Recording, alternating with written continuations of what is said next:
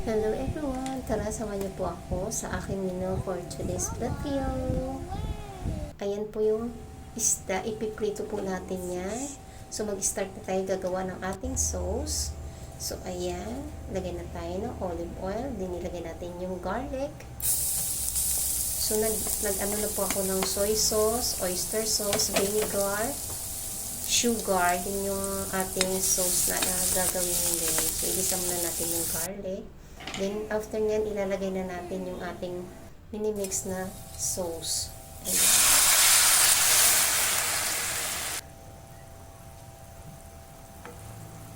Ayan, kumukulo na siya.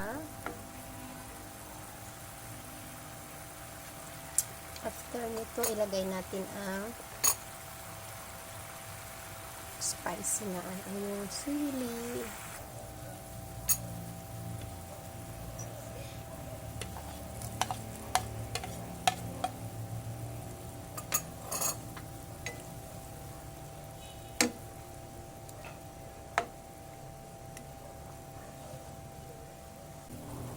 Nag-a-add pala ako nito ng chili para mas kumagat yung anghang. Sesame oil. Sesame oil. Yes. Yun. Ang palasa. Ayan, okay na. Tapos na yan.